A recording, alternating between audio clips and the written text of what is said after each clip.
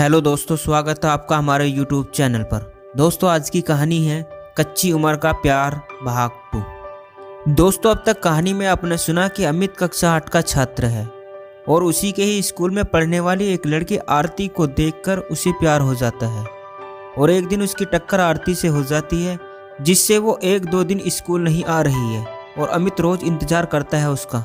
अब आगे की कहानी। मैं रात भर उसके बारे में सोचता रहा। मैं क्यों उससे टकराया? मैं कहीं और भी तो खेल सकता था ना। अगर मैं उस दिन खेलता ही ना तो शायद चोट नहीं लगती। कहते हैं ना कि जब किसी से प्यार हो जाता है तो उसकी केयर करना, उसे क्या पसंद है क्या ना पसंद है उसका ध्यान रखना। मैं रात भर करवटें बदलता रहा। कब सवेरा होगा। जब किसी से मिलना हो तो रात भी पहाड़ जैसी लगती है। मैंने घंटे की तरफ देखा तो रात के 3 बज गए थे और मेरी आंखों से नींदें कोसों दूर थी। मैं बिस्तर से उठा और खिड़की के पास खड़ा हो गया। ठंडी ठंडी हवा चल रही थी और तारे टिमटिमा रहे थे और मैं यादों में खोया हुआ था। सुबह मैं तैयार हुआ और स्कूल के लिए निकल गया। अगले दिन जब मैं स्कूल पहुंचा फिर वैन नहीं आई थी। मैं पागल सा हो रहा था। मेरे सब्र का बांध टूट रहा था। तभी स्कूल वैन की आवाज़ आई और मैं बड़ी उम्मीद भरी नज़रों से वैन की तरफ देखने लगा। मैं वैन की तरफ देख रहा था और सारे स्टूडेंट मेरी तरफ। फिर आखिर वो लम्हा आ ही गया जो मुझे अंदर तक सुकून दे गया। स्कूल ड्रेस और काले कलर की जूती में वो खूब जचती थी। वो अप्सरा वैन से उतरी और जैसे ही स्कूल गेट से प्रवेश की सारे बच्चे ताली बजाने लगे और हुटिंग भी। सारे बच्चे कभी हमको देखते कभी आरती को। इस तरह से उनकी ताली बजाने से और हुटिंग से वो थोड़ा असहज में थी। लेकिन सच बताऊं, ये लम्हा भी बड़ा यादगार था। विभा मैम ने हाथ के इशारे से पूछा, अब ठीक है? और मेरी मुस्कान बता रही थी कि मैं कितना अच्छा महसूस कर रहा था। फिर मैम ने कहा, अमित तुम्हारी मुस्कान बहुत अच्छी है, ऐसे ही मुस्कुराते रहो। उस दिन हम दोनों की नज़रें आपस में बहुत बार टकराई। ऐसा लग रहा था मानो वो कुछ कहना चाह रही हो लेकिन कह नहीं पा रही। आखिर वो भी तो मेरी तरह शर्मीली थी। इस तरह मेरी रोज़ की आदत हो गई। मैं स्कूल में आते ही आरती को देखने कि वो आई है कि नहीं। जिस दिन नहीं आती तो मेरी जान निकल जाती। फिर कुछ दिन ऐसे ही बीता। हम दोनों बस एक दूसरे को देखते थे, कुछ कहना चाहते थे एक दूसरे से, लेकिन इस छोटी सी उम्र में ना उसके पास हिम्मत थी ना ही मेरे पास। कभी कभी सोचते थे कि दिल की बात बता ही देते हैं, लेकिन हिम्मत नहीं होती थी और न ही तरीका सूझता था। एक दिन मैंने सोचा, बोलने से तो हम रहे, लिख के दे देते हैं। और हम एक दिन घर के एक कागज़ पर आरती आई लव यू लिख कर लाए। उसे हमने अपने पॉकेट में रखा था। सामने से तो देने की हिम्मत थी नहीं, तो मैंने सोचा लंच बॉक्स में चुपके से उसके बैग में रख देंगे। जब सब खेल रहे होंगे। उस दिन सब लंच समय में स्कूल ग्राउंड में खेल रहे थे।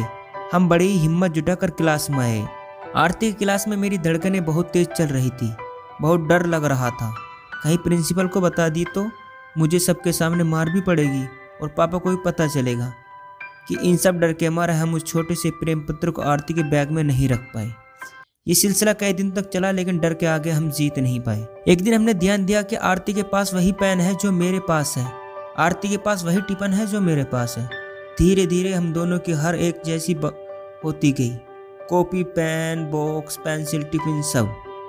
कुछ दोस्तों ने हिम्मत दी, यार वो तुझे बहुत चाहती है, तू बातें क्यों नहीं करता?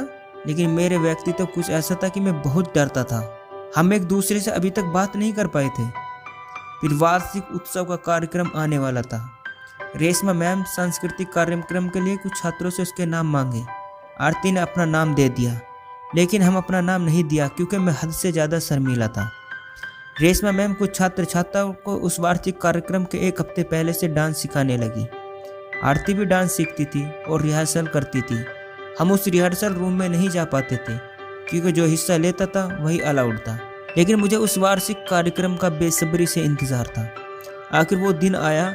एक ग्रुप डांस होना था अन्य छात्र छात्राओं के साथ। आरती जब स्टेज पर आई तो उसकी नज़र किसी को ढूंढ रही थी और इस चक्कर में गाना बज गया। सब डांस शुरू भी कर दिए, लेकिन आरती अभी भी किसी को ढूंढ रही थी।